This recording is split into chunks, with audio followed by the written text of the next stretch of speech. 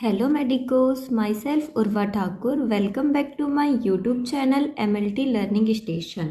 तो दोस्तों, आज का हमारा टॉपिक है कार्बोहाइड्रेट। हम इस वीडियो लेक्चर में कार्बोहाइड्रेट को कवर करेंगे। हम ये जानेंगे कि कार्बोहाइड्रेट क्या होता है, इसके कितने टाइप होते हैं, इसके सभी टाइप को अच्छे से डिटेल में पढ़ेंगे, इसके फंक्शन के बारे में जानेंगे एंड इसके बाद हम पढ़ेंगे इसका मेटाबॉलिज्म ऑफ कार्बोहाइड्रेट, कि हमारी ह्यूमन बॉडी में जब भी हम कोई कार्बोहाइड्रेट रिच प्रोडक्ट को इनटेक करते हैं तो उसका डाइजेशन कैसे होता है, डाइजेशन होने के बाद उसका एब्जॉर्प्शन कैसे होता है और हमको एनर्जी किस प्रकार से मिलती है। इन सभी चीज़ों के बारे में हम कार्बोहाइड्रेट के अंदर जानेंगे अलग अलग पार्ट में। कार्बोहाइड्रेट के मेटाबॉलिज्म में हम glycolysis, glycogenesis, gluconeogenesis, citric acid cycle, HMP shunt, इन सभी चीज़ों को कवर करेंगे। तो ठीक है दोस्तों, स्टार्ट करते हैं हमारा आज का वीडियो लेक्चर, जिसमें हम देखेंगे कि कार्बोहाइड्रेट क्या होता है और ये कितने टाइप का होता है। कार्बोहाइड्रेट कार्बोहाइड्रेट कार्बन, हाइड्रोजन और ऑक्सीजन से मिलकर बना होता है। जो कार्बोहाइड्रेट होता है वो 3 एलिमेंट से मिलकर बना होता है, जिसमें कार्बन, हाइड्रोजन और ऑक्सीजन होते हैं। इसीलिए कार्बोहाइड्रेट को हाइड्रेट्स ऑफ कार्बन कहा जाता है। तो दोस्तों, कार्बोहाइड्रेट नेचर में पाया जाने वाला सबसे ज़्यादा मात्रा में प्रेजेंट ऑर्गेनिक कंपाउंड होता है, जो कार्बन, हाइड्रोजन और ऑक्सीजन से बना होता है और इनका रेशो भी 1:2:1 में होता है। यह पॉलीहाइड्रोक्सी एल्डिहाइड हो सकता है या फिर पॉलीहाइड्रोक्सी कीटोन हो सकता है। अब ये पॉलीहाइड्रोक्सी एल्डिहाइड और पॉलीहाइड्रोक्सी कीटोन क्या होते हैं? जैसे कि नाम से समझ आ रहा है, पॉलीहाइड्रोक्सी एल्डिहाइड मतलब पॉली का मीनिंग होता है बहुत सारे और हाइड्रोक्सी मतलब उसका टूटना। तो कार्बोहाइड्रेट को जब हाइड्रोलाइज करके देखा जाता है तो बहुत सारे एल्डिहाइड ग्रुप प्रेजेंट हो सकते हैं या फिर बहुत सारे कीटोन ग्रुप प्रेजेंट हो सकते हैं कार्बोहाइड्रेट के स्ट्रक्चर को जब हम हाइड्रोलाइज करके देखते हैं। तो इसीलिए इसका डेफिनेशन एक ऐसा भी बनाया जाता है कि यह पॉलीहाइड्रोक्सी एल्डिहाइड और पॉलीहाइड्रोक्सी कीटोन हो सकते हैं। बहुत से कार्बोहाइड्रेट इम्पेरिकल फार्मूला CH2ON को फॉलो करते हैं। अब ये इम्पेरिकल फार्मूला CH2ON क्या है? यहाँ पे जो ये N है CH2O और ब्रैकेट के बाहर N है। N जो है यहाँ पे ये नंबर को डिनोट करता है। अगर से इसका नंबर 6 आ जाएगा तो यहाँ पे ये 6 है, मतलब कार्बन की संख्या हो जाएगी 6, हाइड्रोजन 2 × 6 12 आ जाएगा और O 6 हो जाएगा। तो ये ऐसे इसका केमिकल फॉर्मूला बनता है इस एम्पेरिकल फॉर्मूला को फॉलो करते हुए। और ये C6H12O6 कार्बोहाइड्रेट का सबसे सिंपलेस्ट कार्बोहाइड्रेट ग्लूकोज का फॉर्मूला होता है। अब चलिए आगे बढ़ते हैं। कार्बोहाइड्रेट जो होते हैं उसको हम सैकेराइड्स के नाम से भी जानते हैं, या सैकेराइड्स एक शुगर होती है। बहुत सारे कार्बोहाइड्रेट जो होते हैं वो टेस्ट में मीठे होते हैं, इस वजह से उनको शुगर कहा जाता है। चलिए, इतना समझ आया। अब आगे बढ़ते हैं इसके फंक्शन पे। फंक्शन ऑफ कार्बोहाइड्रेट, कार्बोहाइड्रेट क्या फंक्शन परफॉर्म करता है, अब हम इसके बारे में जानेंगे। कार्बोहाइड्रेट बॉडी के लिए एनर्जी का सबसे बड़ा सोर्स होता है। तो दोस्तों, जैसा मैंने स्टार्टिंग में बताया था, कार्बोहाइड्रेट नेचर में पाया जाने वाला सबसे ज़्यादा मात्रा में प्रेजेंट ऑर्गेनिक कंपाउंड होता है, जो हमारी ह्यूमन बॉडी को एनर्जी प्रोवाइड करने का काम करता है। और ये कार्बोहाइड्रेट बॉडी में स्टोर भी होता है और स्टोर होकर ये एनर्जी प्रोवाइड करता है या फिर डायरेक्ट एनर्जी भी प्रदान करता है। बॉडी में कार्बोहाइड्रेट ग्लाइकोजन के रूप में स्टोर रहती है और यही ग्लाइकोजन टूटकर एनर्जी ग्लूकोज में कन्वर्ट होता है और एनर्जी देता है।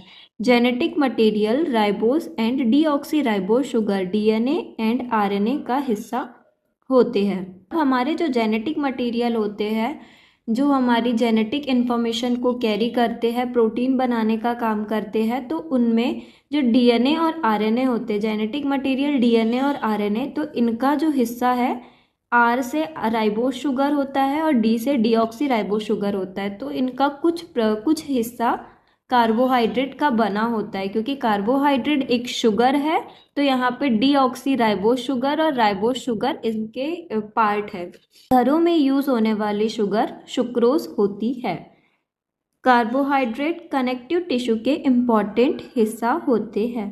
ठीक है फ्रेंड्स, ये था आपका फंक्शन ऑफ कार्बोहाइड्रेट। अब हम नेक्स्ट आते हैं इसके क्लासिफिकेशन पे। क्लासिफिकेशन, कार्बोहाइड्रेट को 4 टाइप में क्लासिफाइड किया गया है: monosaccharide, disaccharide, oligosaccharide and polysaccharide. अब ये मोनोसेकेराइड, डाइसेकेराइड, ओलिगोसेकेराइड और पॉलीसेकेराइड क्या होते हैं, इनके बारे में हम देखेंगे। मोनोसेकेराइड, जैसे कि नाम से समझ आ रहा है, इनको तोड़ने पर मोनो और सेकेराइड। मोनो का मतलब होता है एक शुगर यूनिट और सेकेराइड मतलब कार्बोहाइड्रेट। कार्बोहाइड्रेट को हम सेकेराइड बोल रहे हैं, इस वजह से सेकेराइड कार्बोहाइड्रेट है। और मोनो का मीनिंग होता है एक। तो जो मोनोसेकेराइड होते हैं उसमें सिंगल शुगर यूनिट होती है या फिर एक शुगर यूनिट होती है। उसके बाद है डाइसेकेराइड। डाई का मीनिंग होता है दो और सेकेराइड का मतलब कार्बोहाइड्रेट। ऐसे कार्बोहाइड्रेट जिनमें 2 शुगर यूनिट प्रेजेंट होती है उनको हम बोलते हैं डाइसेकेराइड। देन इसके बाद है ओलिगोसेकेराइड।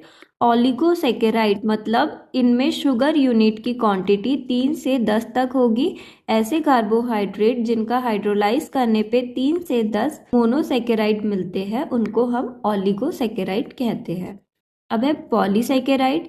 पॉलीसेकेराइड ऐसे कार्बोहाइड्रेट जिनका हाइड्रोलाइसिस करने पे 10 से ज़्यादा शुगर यूनिट प्रेजेंट होती है उनको हम बोलते हैं पॉलीसेकेराइड। चलिए अब देखते हैं हम मोनोसेकेराइड।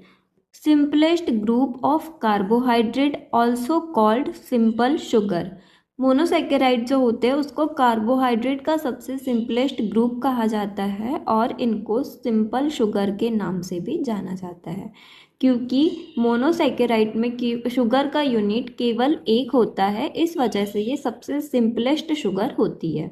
यहाँ पॉलीहाइड्रोक्सी एल्डिहाइड और कीटोन यूनिट से मिलकर बने होते हैं। इन्हें और ज़्यादा हाइड्रोलाइज नहीं किया जा सकता। फ्रेंड्स, यहाँ पे फिर से ये वर्ड आ रहा है polyhydroxy aldehyde and ketone unit. चलिए अब हम इसको देखते हैं कि ये यूनिट क्या होती है।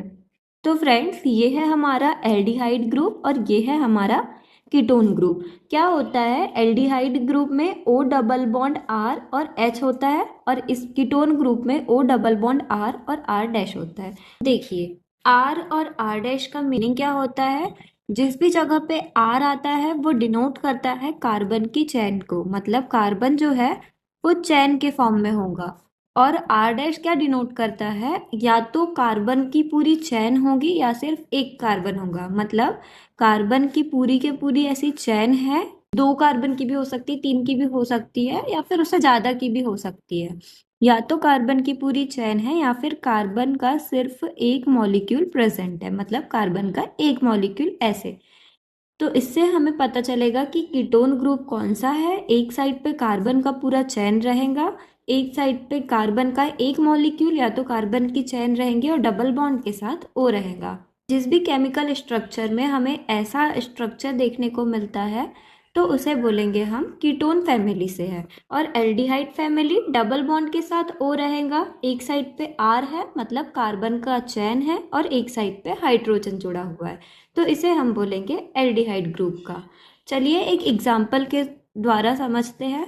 ये देखिए फ्रेंड्स, तो फ्रेंड्स यहाँ पे कार्बन का पूरा चेन बना हुआ है, डबल बॉन्ड के साथ O है और एक साइड पे हाइड्रोजन जुड़ा है। तो इस स्ट्रक्चर को देख के हमें क्लियरली समझ आ रहा है कि ये जो फैमिली है, ग्लूकोज का जो स्ट्रक्चर है उसकी फैमिली है वो एल्डिहाइड फैमिली से बिलोंग करती है। ये एल्डिहाइड ग्रुप का है क्योंकि यहाँ पे O डबल बॉन्ड में O है, एक साइड पे कार्बन का पूरा चेन है और दूसरे साइड पे हाइड्रोजन जुड़ा हुआ है। चलिए इसको देखते हैं। यहाँ पे देखिए, यहाँ पे भी कार्बन का पूरा चेन बना हुआ है, डबल बॉन्ड के साथ O जुड़ा है और एक साइड पे कार्बन का एक मॉलिक्यूल आया है। इस वजह से ये जो होगा वो कीटोन ग्रुप से बिलोंग करेगा, ये कीटोन फैमिली का कहलाएगा। अब देखिए फ्रेंड्स, यहाँ पे एक था एल्डिहाइड फैमिली का और एक है कीटोन फैमिली का। लेकिन दोनों के स्ट्रक्चर में कार्बन की क्वांटिटी इक्वल है।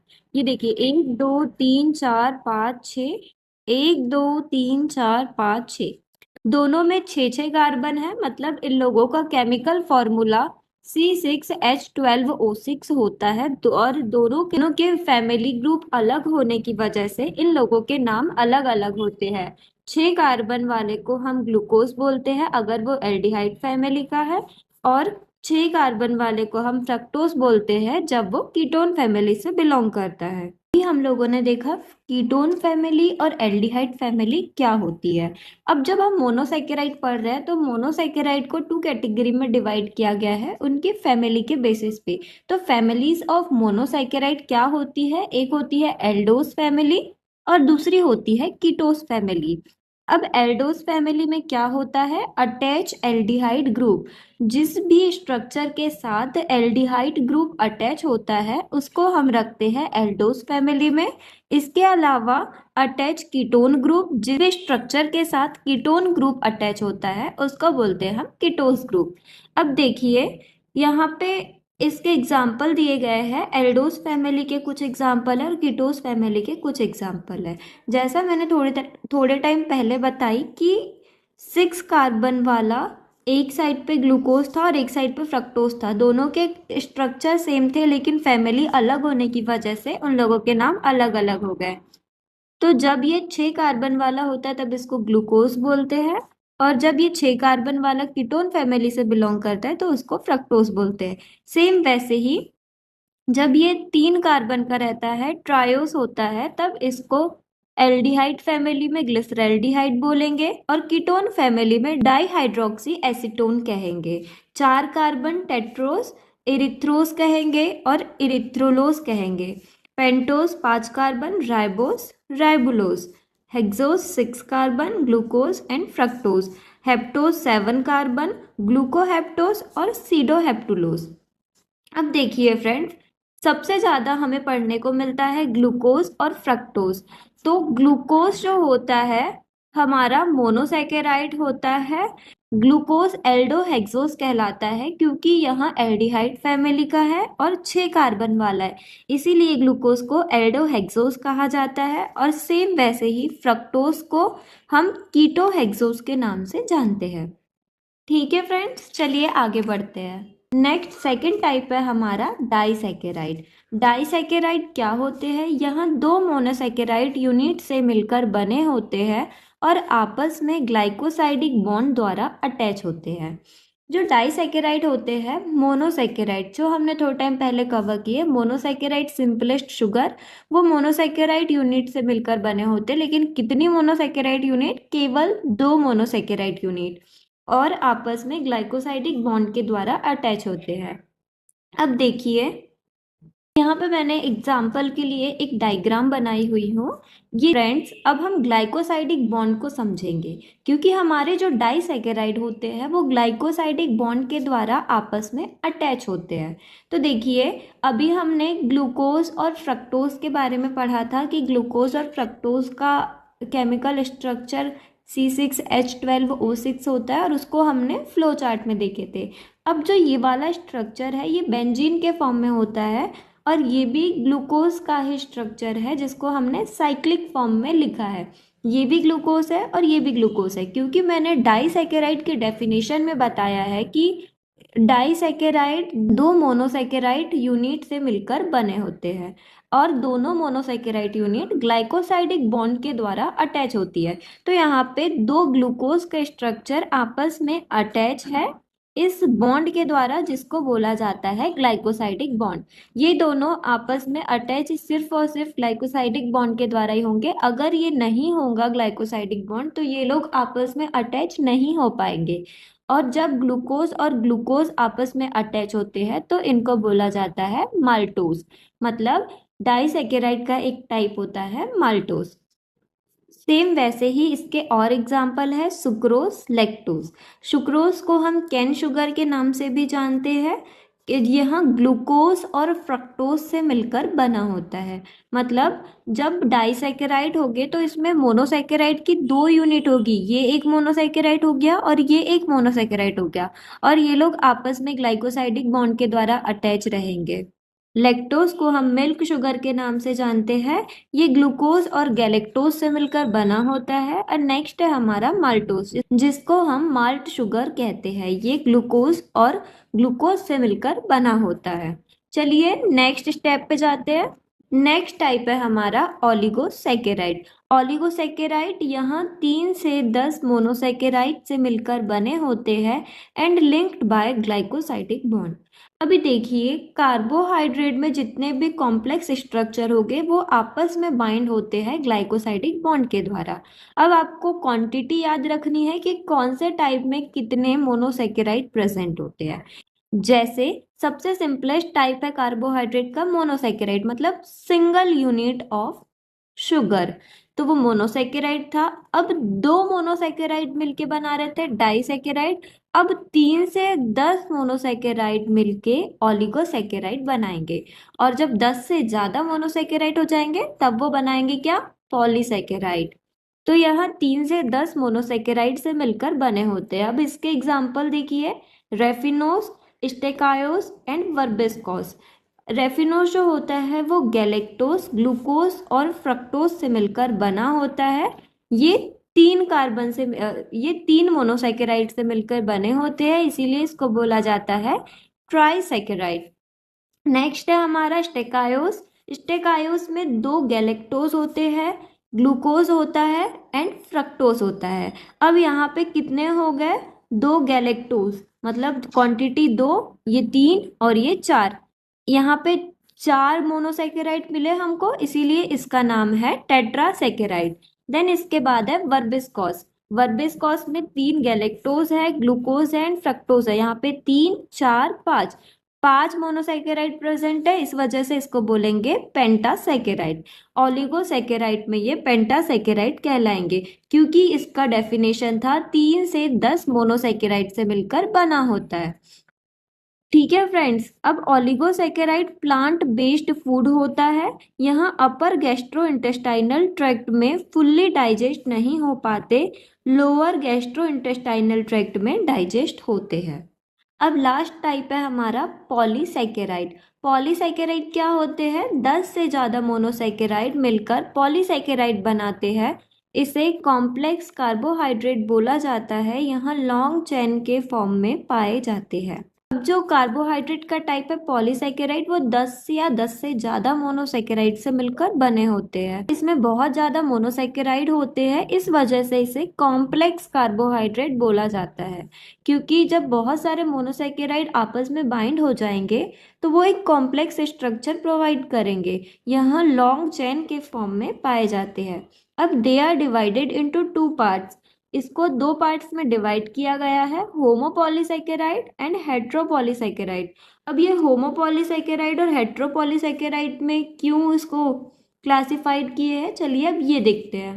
होमोपॉलीसैकेराइड, होमोपॉलीसैकेराइड ऐसे पॉलीसैकेराइड जिसमें मोनोसैकेराइड सेम होते हैं। होमो का मीनिंग होता है सेम, और पॉलीसैकेराइड मतलब 10 से ज्यादा मोनोसैकेराइड यूनिट। ऐसी मोनोसैकेराइड यूनिट जो सेम होगी, जैसे ग्लूकोज ग्लूकोज ग्लूकोज ग्लूकोज आपस में बाइंड होंगे 10 से ज्यादा, तो उसको हम बोलेंगे होमोपॉलीसैकेराइड। अब इसके एग्जाम्पल है starch, glycogen, cellulose and chitin.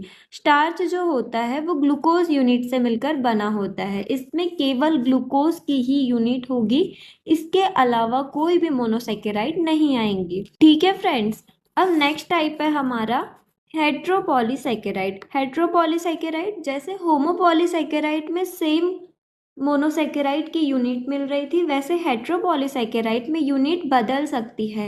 ये 2-3 टाइप की यूनिट से मिलकर बना हो सकता है। इसके एग्जाम्पल है hyaluronic acid, heparin and agar. Hyaluronic acid composed of alternating unit of glucuronic acid and N acetyl glucosamine. से मिलकर बनी होती है।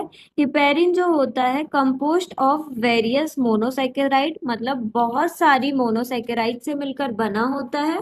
देन नेक्स्ट है हमारा agar, composed of galactose and other sugar unit.